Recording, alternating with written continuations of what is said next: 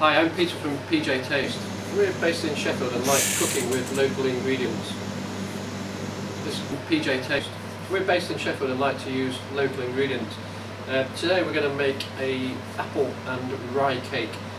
We're in February 2012, so apples are not in season, but we have preserved some apples in the form of cider here, which we made from wild apples last year. So we're going to use the form of cider at the end for a syrup to serve with a vanilla flavoured creme fraiche.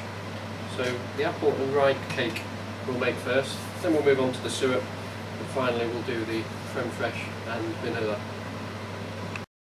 To make the rye and apple cake, based on two separate bowls really, we've got the dry ingredients and then we'll use the wet ingredients, which is an oil and egg base. To make the dry ingredients we're going to use two flours, organic rye flour from Shipton Mill and another organic white flour, just a plain white flour from Car House Farm in Sheffield. And we're going to spice the flour nicely with some orange zest and also some cardamom, which is going to be just ground down with some cinnamon. So the orange zest will go straight into the flours.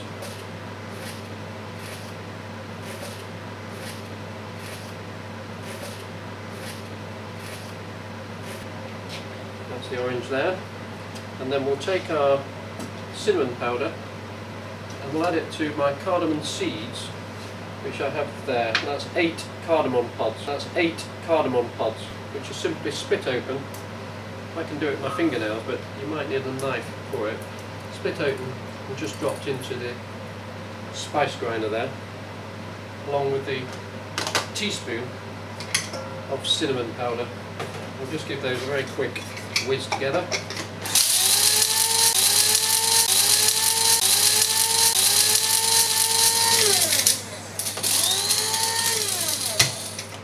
That should be fine. It's down to a nice powder now. That'll go in there to flavour flour. And to that as well we're going to add 2 teaspoonsful of baking powder. Okay. So that's our dry ingredients. We'll put those ready while we work on the wet ingredients. So we're simply going to take 200 ml of oil. We're using a virgin rapeseed oil from Yorkshire. That'll go into there. And into that we're going to put 3 whole eggs. These are local free-range eggs. And we've also got 50 grams of butter, which are going to go in as well. Now the sweetening of this, we're going to use Sheffield honey, which is a blossom honey, which is produced in Sheffield. We want 150 grams from this jar, so I'm going to estimate 150 grams going in there. And I've also got 200 grams of soft demerara sugar, so that's going to go in there as well. And then we're simply going to beat those ingredients together. The butter has been softened just to help that blend in very nicely.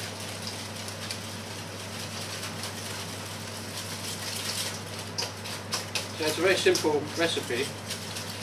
And once we've got this nicely combined, we'll simply fold the flour and spice mixture into this wet mixture and we'll place it into our prepared 20 centimetre round spring form tin. We've greased the sides just slightly with a little bit more of the rapeseed oil, and we just line that with some greaseproof paper.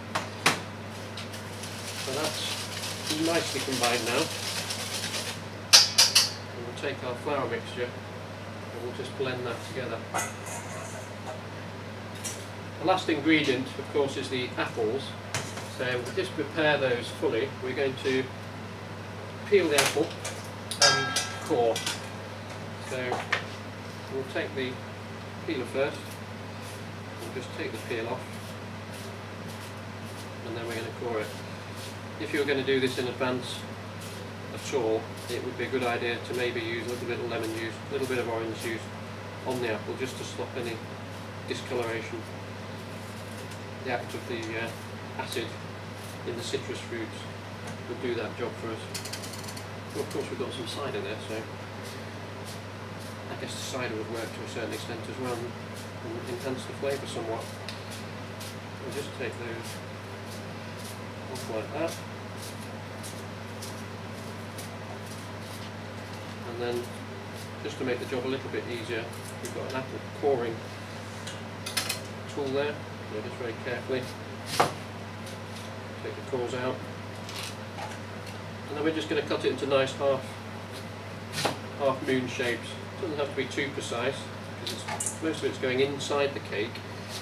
We'll save about 1/3 of the slices to put along the top to create some decoration on the top of the cake, which is then going to be used to be glazed with the cider glaze. So we're just going to cut those into half moon shapes. 3 apples altogether. I've already prepared 1. So that's 3 apples. 2 there. 1 prepared earlier. So what we're going to do to start with, we'll put 2/3 of that, so 2 apples, into the mix. And we'll save the other 1/3 for the top of the cake. So we've got that nicely combined now. The butter, the demerara sugar, the virgin rapeseed oil and the apples. Now what we're going to do is fold in the dry ingredients with our lemon zest, cardamom powder and cinnamon, along with the baking powder. So we just gently fold that in, trying to incorporate as much air as we can.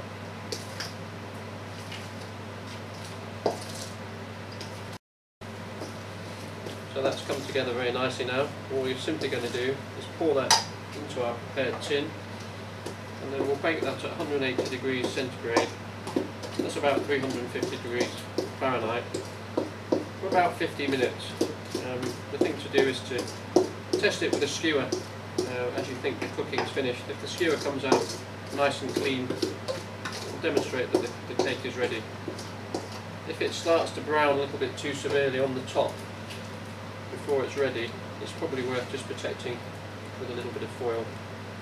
So we're going to take just the remaining apples, and we can just arrange them in a nice circular fashion, and we'll just push them slightly in. We don't want the tops of the apples to burn. Once the cake comes out of the oven, we're then going to add our cider syrup in 2 stages. We'll do it while the cake's still warm, the first part of the syrup, and then we'll boil the syrup down a little bit more and use that as a glaze to finish the cake when it's cooled down. So it's looking lovely there now, and we'll just go and take that and put that in the oven. While our apple and rye cake is cooking, we're going to prepare the accompaniments that will go with it when it comes out of the oven. We have a creme fraiche here. We use a Longley Farm creme fraiche. We're going to flavour with some vanilla seeds. So the first job is just to split the vanilla pod in half and scrape the seeds out. So in order to do that, we're going to slice it down the length and then just pop the seeds out by running the knife along the pod.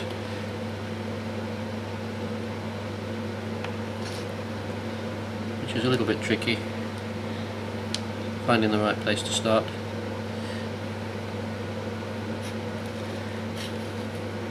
Anyway, I can see the seeds there, so just pop those on there, just make sure we get all those out. And then the other half, it's nice and strongly vanilla flavoured.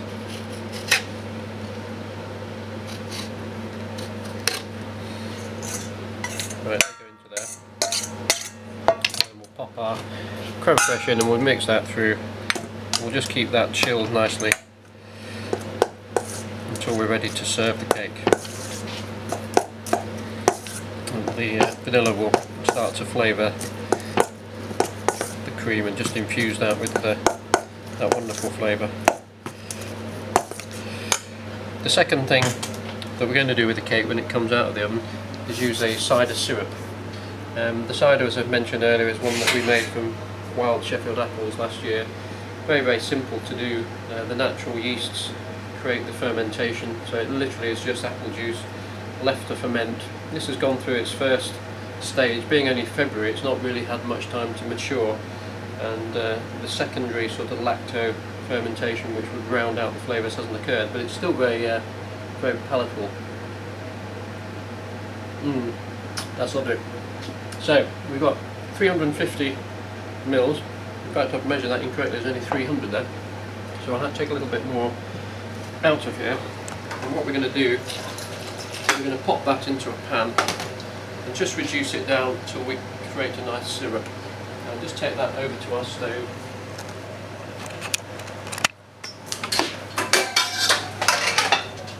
Put a pan. I'll choose a pan with a little bit of surface area just to help the evaporation, creating a syrup. And we'll just pop that on, and that will go quite quickly down to a syrup. We'll need to watch that carefully just to make sure that we don't take it too far and obviously start to caramelise and then burn it. Right, the cake has been in the oven for about 50 minutes. We're going to get it out now, just check that it's cooked properly. Let's get that out there. That's looking very good. Just going to take a skewer, just put that in, just make sure that that's completely set and that comes out clean. Yep, that's looking fine. So we'll take the cider syrup, that's been reduced down by about 3/4, it's about a quarter of its original volume. And just brush that onto the top while it's still warm and give it a lovely glaze. And the cake will suck up all that beautiful goodness and actually enhance the flavour. I can just show you that. You can see nice glaze on the top of the cake there. So that's just about finished. What we're going to do is let it cool, then we'll come back, cut it and present it on the plate with the vanilla creme fraiche.